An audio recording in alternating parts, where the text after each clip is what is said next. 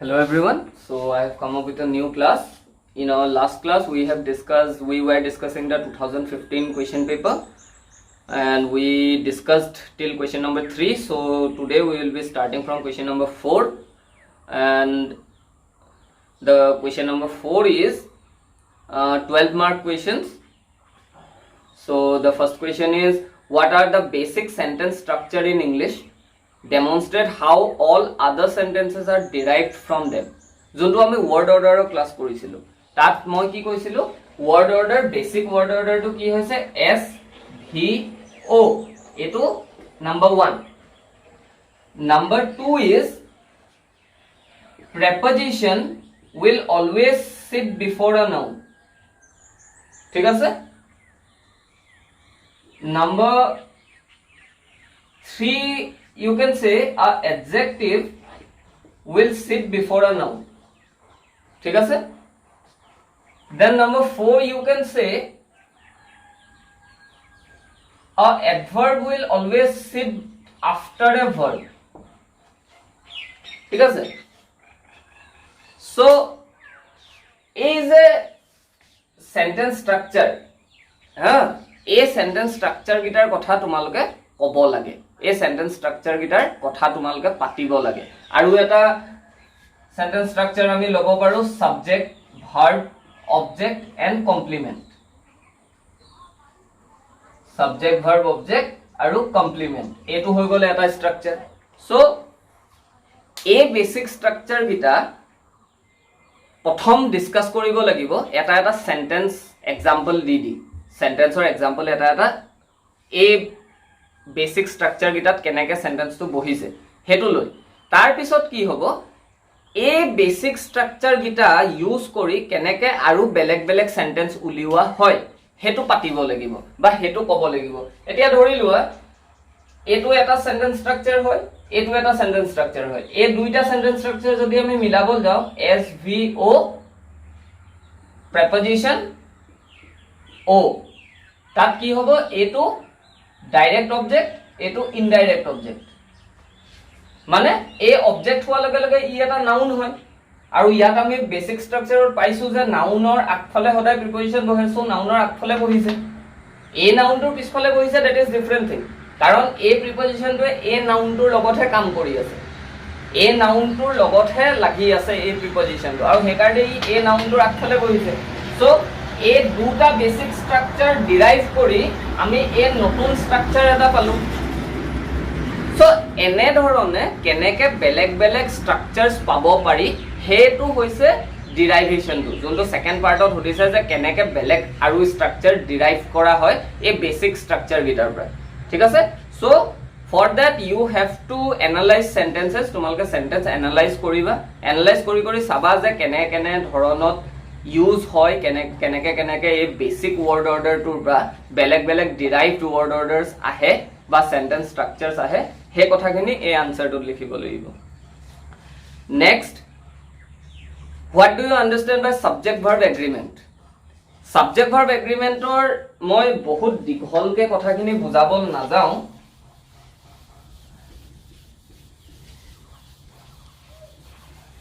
মই জাস্ট এগ্ৰিমেন্টৰ কথা মই অলৰেডি কৈছিলো এই ক্লাছত। সাব এগ্ৰিমেন্টত কি হয় যে যেনেকে ধৰা আই হলে ইট হয় আৰু হি হলে ইটস হয়। সো এই যে এস টু যে বহে এটো হৈছে এগ্ৰিমেন্ট, এই এস টু হৈছে এগ্ৰিমেন্ট মাৰ্কাৰ। ঠিক আছে, যে থাৰ্ড পাৰসন সিঙ্গুলাৰৰ লগত এস এটা বহিব ভাৰ্বটোৰ পিছফালে হেতু হৈছে এগ্ৰিমেন্ট। সো এইখিনি তোমালোকে বালাসুব্ৰমণিয়মৰ কিতাপখনত পাবা 15টা নে 18টা সাবজেক্ট ভাৰ্ব এগ্ৰিমেন্ট আছে। তাত গুটে ধুনিয়াকে দিয়া আছে, তোমালোকে বালাসুব্ৰমণিয়মৰ কিতাপখন চালে আৰু হে গুটে কথাখিনি আনসারটোত লিখিলে সাফিসিয়েন্ট। ঠিক আছে। Next, how is noun classified on the basis of meaning and function?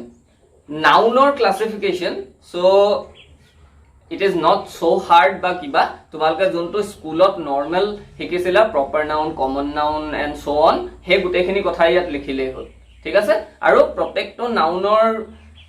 পইণ্টটো লিখোতে তোমালোকে এক্সাম্পলস দিবা, লিঙ্গুইষ্টিকৰ আনসাৰত সদায় এক্সাম্পলস দিবা, এক্সাম্পলস নাথাকিলে আনসাৰটো কমপ্লিট নহয়। ঠিক আছে।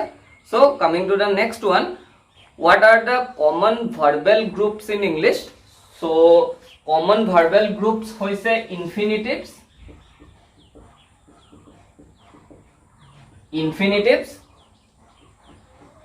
participles and gerunds. ঠিক আছে, ইনফিনিটিভস, পাৰ্টিচিপলছ আৰু জিৰান্স এইকেইটা হৈছে কমন ভাৰ্বেল গ্ৰুপ, য'ৰ পাৰ্টিচিপলৰ ওপৰত আমি অলৰেডি ডিছকাছ কৰিলোঁ, জিৰান্ড আইএনজি মিনিং আইএনজি ফৰ্মকেইটা,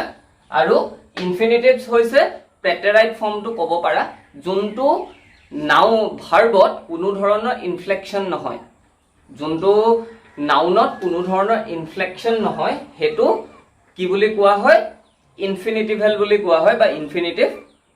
যোনটো আমি প্ৰেটেৰাইট ফৰ্মটোকে ধৰিব পাৰোঁ। ঠিক আছে, চ' দ্য প্ৰেটেৰাইট ফৰ্ম। চ' এইকেইটা ওপৰতে তোমালোকে গোটেই নোটটো লিখিব লাগিব, এক্সাম্পলছ দিব লাগিব, বুজাব লাগিব কেনেকৈ এইখিনি ফাংচন কৰে এণ্ড অল, য'ত সেই যে টেন্সলেছৰ কথাটো সেই কথাখিনিও তোমালোকে ইনক্লুড কৰিব লাগিব। ঠিক আছে, so' the next one, question number 5, 4 মাৰ্কৰ হয়। এডভাৰ্ব পজিশ্যনছ, এডভাৰ্ব ক'ত বহে ইংলিছত, এডভাৰ্বছ কি হয় সেইখিনি তোমালোকে প্ৰথম ক'ব লাগিব, তাৰপিছত কি টাইপৰ এডভাৰ্বছ আছে সেইটো ক'ব লাগিব, আৰু সেই যে টাইপৰ এডভাৰ্বকেইটা ক'ত বহে, এই যেনেকৈ ৱৰ্ড অৰ্ডাৰ আমি উলিয়াইছোঁ তেনেকৈ ৱৰ্ড অৰ্ডাৰ উলিয়াই তোমালোকে দেখাব লাগিব। ঠিক আছে, চ' সেই তাতো তোমালোকে এক্সাম্পল লৈয়ে বুজাব লাগিব যে এইটো টাইপৰ এডভাৰ্বছখিনি ইয়াত বহে, এডভাৰ্ব অফ টাইম বোলে এনেকৈ বহিছে, এণ্ডত বহে চেণ্টেন্সৰ। ঠিক আছে, চ' তেনেকৈ তোমালোকে সেই কথাখিনি বুজাব লাগিব। নেক্সট আহিলে ইউজ অফ ইনফিনিটিভছ, এইটোৱে ইনফিনিটিভছৰ কথা মই অলৰেডি ক'লোৱে, যোনকেইটা প্ৰেটেৰাইট ফৰ্ম, আৰু প্ৰেটেৰাইট ফৰ্মকেইটা য'ত ইউজ হয়, ক'ত ইউজ হয়, কেনেকৈ ইউজ হয়, সেই কথাখিনি তোমালোকে লিখিলেই হ'ল।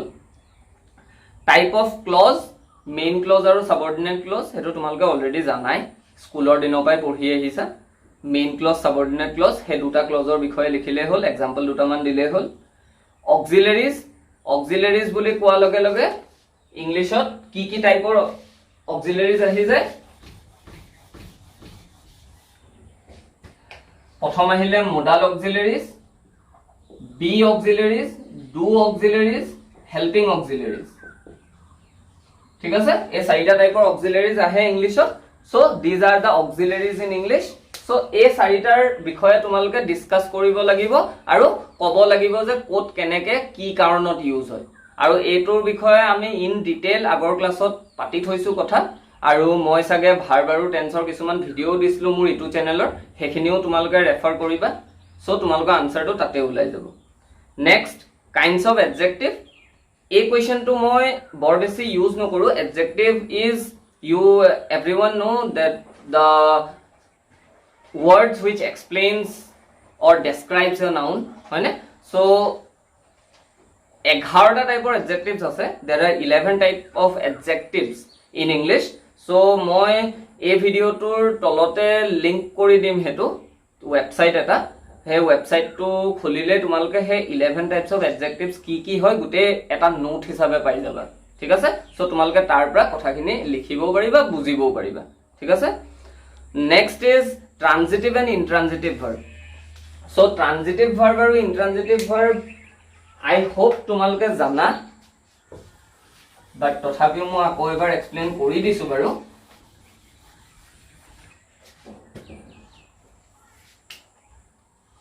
The verb which takes a object, যি ভাৰ্বে এটা অবজেক্ট লয় আৰু অবজেক্টটো নিদিয়ালৈকে বা অবজেক্টটো লগত নথকালৈকে তাৰ মিনিংটো আধৰুৱা হয়। যেনেকে ৰাম কিল্ড, ঠিক আছে, ইয়াত আমি অবজেক্টটো দিবই লাগিব দ্য টাইগাৰ, হয়নে? আমি অবজেক্টটো দিবই লাগিব, কিন্তু মই যদি কওঁ আই স্লিপ, মই ইয়াত কোনো ধৰণৰ অবজেক্ট দিবলগীয়া নহয়। তাৰ মানে এই স্লিপটোৱে উইদাউট আ অবজেক্টটো ফুল মিনিং দেখাব পাৰে, আৰু সেইকাৰণে এই স্লিপটো কোৱা হয় ইনট্ৰানজিটিভ ভাৰ্ব আৰু কিলটো কোৱা হয় ট্ৰানজিটিভ ভাৰ্ব। ঠিক আছে তাৰ মানে verb can be divided into two. One is intransitive and the other is transitive. Intransitive কি হয় object নলয় verb টোৱে আৰু transitive কি হয় object লয় আৰু এই transitive টোক আকৌ দুটা টাইপত ভাগ কৰিব পাৰি এটা হৈছে monotransitive এটা হৈছে ditransitive মানে monotransitive মানে যি এটা object লয়ে full meaning দেখাব পাৰে আৰু ditransitive হৈছে যত দুটা object লাগে যেনেকে I sent a letter to Sita.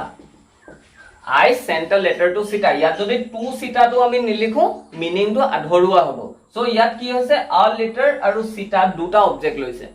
ঠিক আছে a letter আৰু Sita যত এটো হৈছে ডাইৰেক্ট object আৰু এটো হৈছে ইনডাইৰেক্ট object ঠিক আছে সো এনেকুৱা verb বোৰ so this sent is a ditransitive verb যি verb দুটা object লৈহে full meaning বুজাব পাৰে তেনেকুৱা verb বোৰক ditransitive কয় যি এটা verb লৈ full meaning দিব পাৰে তেনেকুৱা verb বোৰক monotransitive বুলি কয় আৰু যি verb কোনো ধৰণৰ object নোলোৱাকে meaning দেখাব পাৰে তেনেকুৱা verb বোৰক intransitive বুলি কয় ঠিক আছে আৰু লগতে এটা কথা কৈ দিও intransitive verb ৰ voice change নহয় in future কেতিয়াবা তোমালোকৰ কোনবা ইন্টাৰভিউত দৰকাৰ হ'ব পাৰে সো হে কাৰণে কৈ দিছো intransitive verb ৰ voice change নহয় voice change অকল transitive verb ৰ হে হয় ঠিক আছে so coming to the next one noun modifiers similarly noun modifiers কি হয় adjectives আৰু articles and specifically determiners যোনটো আমি np কথা পঢ়িছিলো noun phrase ত কি থাকে nounৰ বাহিৰে আৰু দুটা বস্তু থাকে adjective আৰু determiner সো এই determiner আৰু adjective ৰ বিষয়ে তোমালকে লিখিব লাগিব যে কেনে ধৰণে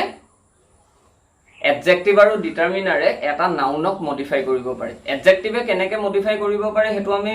ভালদৰে জানো যে it can show the quality হয়নে it can describe the noun তো ভাল নে বেয়া নে কেনেকুৱা কি নে গুটে কথাখিনি adjective এটাই বুজাব পাৰে আৰু determiner এটাই কি কৰিব পাৰে যে হে noun তো এটা হয় নে বেছি হয় নে হেইটো হয় লাইক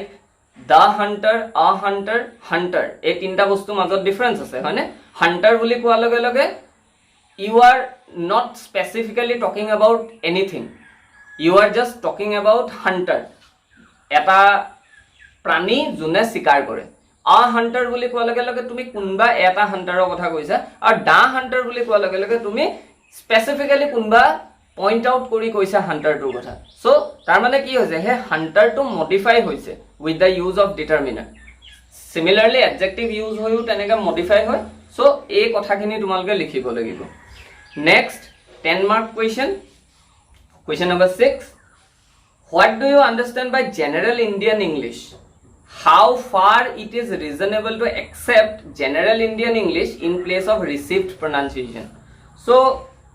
এই কোৱেশ্চনটো ডিসকাস কৰা আগত আমি ৰিসিভড প্ৰনাউন্সিয়েশন আৰু জেনাৰেল ইন্ডিয়ান ইংলিশ কি হয় হেতু বুজি লম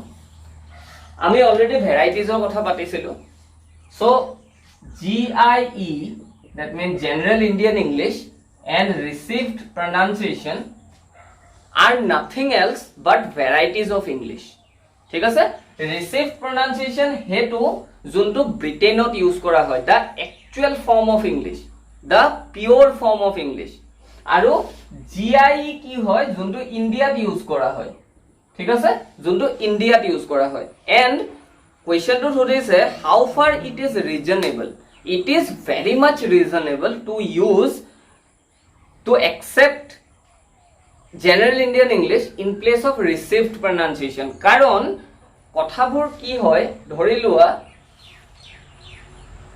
আমাৰ যোনটো সোশ্যাল সেটআপ হে সেটআপটোত তুমি যদি ব্ৰিটিশ অ্যাকসেন্টত কথা কোৱা মানুহে বুজি পোৱাত বহুত দিগদাৰি হয় যদি কেতিয়াবা ডোনাল্ড ট্ৰাম্পৰ বা ব্ৰিটেইনৰ কোনবা ডেকোৰেটেড মানুহৰ স্পিচ এটা শুনিছা তেতিয়া তোমালকে ফিল কৰিবা যে it is kind of difficult to understand তেওঁলোকে কি কৈ আছে নৰ্মেল ৱৰ্ডছখিনি আমি বুজি পাওঁ কিন্তু কিছুমান যেতিয়া পাক লগা ৱৰ্ডছ থাকে সেইখিনি বুজিবলৈ আমাৰ বহুত দিগদাৰি হয় আমি ইংলিছ জানো কিন্তু তথাপিও সেই প্ৰনাউন্সিয়েশ্যন কিটা আমি বুজি পাবলৈ আমাৰ অকমান দিগদাৰি হয় ঠিক আছে এণ্ড সেকেন্ড থিং ৰিচিভড প্ৰনাউন্সিয়েশ্যনৰ মৰ্ফলজিত কিছুমান ৱৰ্ড আছে যোনখিনি আমি ইয়াত ইউজ নকৰো বা আমাৰ ইয়াৰ টাৰ্মিনলজিখিনি বেলেগ ঠিক আছে সো তোমালোকে এটো গুগল কৰি চাব পাৰা words difference of words in GIE and received pronunciation তোমালোকে তাতে ধৰিব পাৰিবা কি কি বেলেগ ঠিক আছে সো কিয় এটো ৰিজনেবল হয় যে জেনাৰেল ইণ্ডিয়ান ইংলিশক আমি ইয়াত ইণ্ডিয়া ৰিচিভ প্ৰনাউন্সিয়েশ্যনৰ জেগাত একসেপ্ট কৰিব লাগে কাৰণ it becomes easier to understand and the first and foremost thing of a language এটা ভাষাৰ প্ৰধান কামটো হৈছে কমিউনিকেট কৰা আৰু নিজক এক্সপ্ৰেছ কৰা লিটাৰেচাৰ লিখাটো পিছত আহে সাহিত্য পিছত আহে প্ৰথম কি আহে যে ভাষাটোৱে কমিউনিকেট কৰিব পৰা হৈছে নে নাই ভাষাটোৰ থ্ৰু সেলফ এক্সপ্ৰেছন হৈছে নে নাই তাৰ পিছতহে লিটাৰেচাৰৰ কথা আহে সো হে কাৰণে general Indian English use of general Indian English in place of received pronunciation in India is very much reasonable ঠিক আছে so এই কথাখিনিয়ে ভালকে এক্সাম্পল দি with suitable examples ধুনিয়াকে এক্সপ্লেইন কৰি আনসাৰটো লিখিলেই হ'ল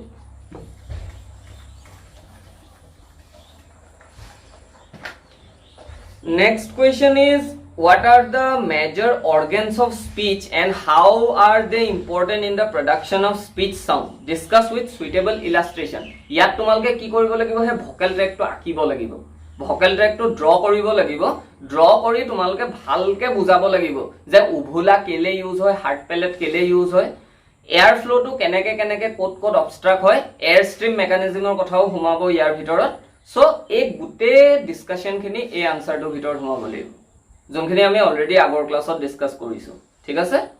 so the next question is analyze how consonant sounds are made and how they are described using three term level ইয়াত আমি কিহৰ কথা পাতিব লাগিব ভয়েসিং কন্ডিশন প্লেস অফ আৰ্টিকুলেশন আৰু ম্যানাৰ অফ আৰ্টিকুলেশন ঠিক আছে কাৰণ হে তিনটাই হৈছে থ্ৰী টাৰ্ম লেভেলৰ সোৰ্সটো থ্ৰী টাৰ্ম লেভেলৰ কৰা নিয়মটো হেতু আৰু হে কথাখিনি আমি পাতিব লাগিব হে কথাখিনি আমি ক'ব লাগিব যে কনসনেন্টখিনি কেনেকে ক্লাসিফাই কৰা হৈছে আৰু কনসনেন্টখিনি ক্লাসিফাই কৰি হে কনসনেন্টখিনি কেনেকে প্ৰডিউস কৰা হয় হে কনসনেন্টখিনি কেনেকে প্ৰডিউস কৰা হয় বুলে পটো প্ৰডিউস কৰোতে কি হয় দুটা লিপস অবস্ট্ৰাকশনটো দুটা লিপসে কৰে এয়াৰ ফ্লোটো কৰপৰা আহে লাংছপা আহে পালমনিক হয় লাংছপা এয়াৰ ফ্লোটো আহে দুটা লিপসে বন্ধ কৰি দিয়ে এয়াৰ ফ্লোটো তাৰপিছত সডনলি ৰিলিজ কৰি দিয়ে আৰু পটো ওলাই যায় হে কনসনেন্টটো তেনেকে উচ্চাৰণ কৰা হয় সো হে কথাখিনি অলপ এক্সাম্পলস দি মেলি গুটে কথাখিনি ধুনিয়াকে লিখিব লাগিব ঠিক আছে next discuss with illustration how diphthongs are produced in received pronunciation question to sai confused no hoba diphthongs received pronunciation of jeneke produce kora hoy general indian english to eke produce kora hoy diphthongs or production of kuno difference nahe so you simply need to analyze the diphthongs jungita diphthongs ase english ot he diphthongs kitar kotha bhalke tumalke analyze koribo lage যে এই ডিফথংস খিনি কিয় হয় ধৰি লোৱা আ আৰু ই এটা ডিফথং হে ডিফথংটো কিয় ইউজ কৰা হৈছে কেনেকে হৈছে আ আৰু ই একেলগে এটা ভাৱেল হিচাপে কাম কৰিছে সো হে কথাখিনি লিখিলেই হ'ল ঠিক আছে সো নেক্সট কোৱেশ্চন নম্বৰ 7 তিনি মাৰ্কৰ হয় কনসনেন্ট ক্লাস্টাৰ ইন ইংলিশ যোনটো অসমীয়া যুক্তাক্ষৰ বুলি কোৱা হয় কনসনেন্ট ক্লাস্টাৰ মানে যুক্তাক্ষৰ সো কনসনেন্ট ক্লাস্টাৰ কি আছে ইংলিশত শ স্ক ষ্ট হয়নে এবোৰক কনসনেন্ট ক্লাস্টাৰ বুলি কোৱা হয় স্টুল স্কুল শাম এবোৰ কনসনেন্ট ক্লাস্টাৰ অকল যে এছেৰে আছে তেনেকুৱাও কথা নহয় ক্ৰ ট্ৰ সো এই যুক্তাক্ষৰবোৰ যোনবোৰ ইংলিছত ইউজ হয় এই কনসনেন্ট ক্লাষ্টাৰ ইংলিছত কি কনসনেন্ট ক্লাষ্টাৰ ইউজ হয় আৰু হেতু কাৰণে তোমালোকে একো বেলেগ কৰিব এক্সকিউজ মি তোমালোকে একো বেলেগ কৰিব নালাগে ইংলিশ পেপাৰ এখন লবা ইংলিশ পেপাৰখন লৈ তাৰ পৰা ওয়াৰ্ডছ খিনি হাইলাইট কৰিবা কোনগিটা ওয়াৰ্ডত ক্লাষ্টাৰ হৈছে আৰু হে ক্লাষ্টাৰৰ কথাখিনি কবা হে ক্লাষ্টাৰটোত কি হৈছে যে ট আৰু ৰ হতে যোনটো মেনাৰ অফ আৰ্টিকুলেশ্যন আৰু প্লেস অফ আৰ্টিকুলেশ্যন হেতু কেনেকে একলগ হৈছে হে কথাখিনি কব লাগিব ঠিক আছে হে কথাখিনি একেলগে কব লাগিব যেনেকে প আৰু ৰ প ইজ আ প্লচিভ ৰ ইজ আ ৰেট্ৰফ্লেক্স সো প্লচিভ আৰু ৰেট্ৰফ্লেক্সটো কি কাৰণে একলগ হৈছে বা কেনেকে ইয়াত প্ৰডাকশনটো হৈছে কাৰণ ৰেট্ৰফ্লেক্স হবলে ৰ হয়নে আৰু প হবলে প সো ইয়াত অবষ্ট্ৰাকশনটো হৈ অবষ্ট্ৰাকশনটো খুল খাই আকৌ জিভাখন গৈ হাৰ্ট পেলেটত লাগেগে আৰু তাৰ পিছত হে কনসনেন্ট ক্লাষ্টাৰটো ওলাই সো এই প্ৰসেসটো তোমালোকে ডেসক্ৰাইব কৰিব লাগিব সো কনসনেন্ট ক্লাষ্টাৰ কেইটামানৰ explanation example di meli dhuniyake likhile hol thik ase received pronunciation as I already told the pure form of English hetur bikhoye likhile hol international phonetic alphabet ami already IPA kotha agot patisu so he kotha khini likhile hol je what is IPA why IPA is necessary and what are the things we can find in a IPA e gute kotha khini likhile hol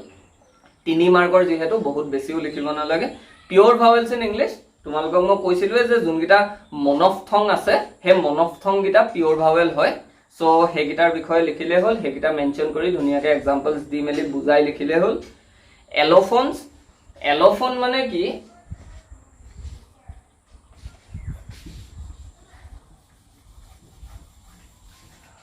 মই আগৰ ক্লাছতো এটো discuss কৰিছো যে যেতিয়া change in the consonant does not change the meaning যেনেকে table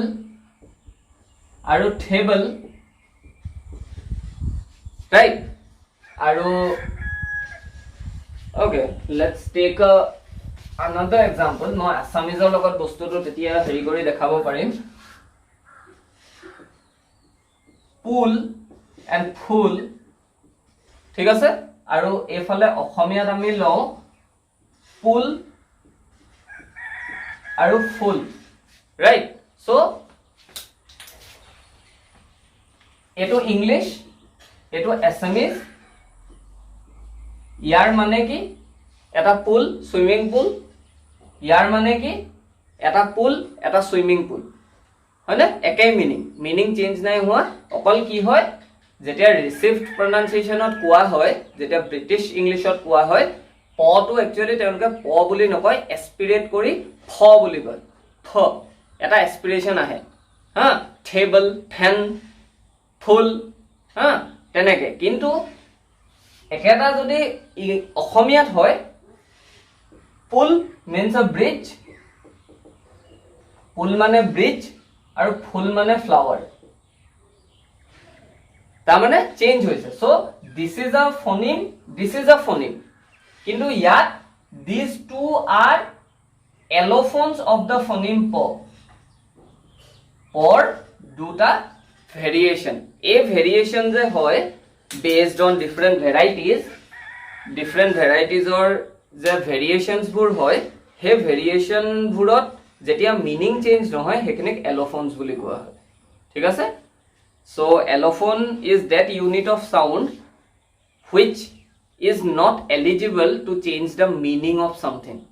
which is not eligible to change the meaning of something so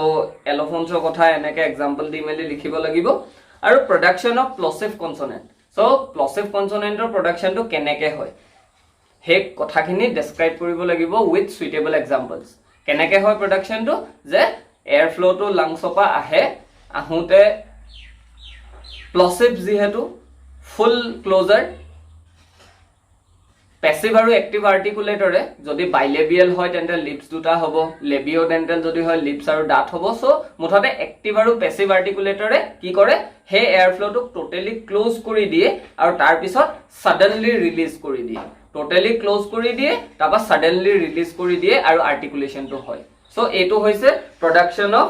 প্লচিভ consonant এনেকে প্লচিভ consonant produce হয় so এই কথাখিনি তোমালকে ডিসকাস কৰিব লাগিব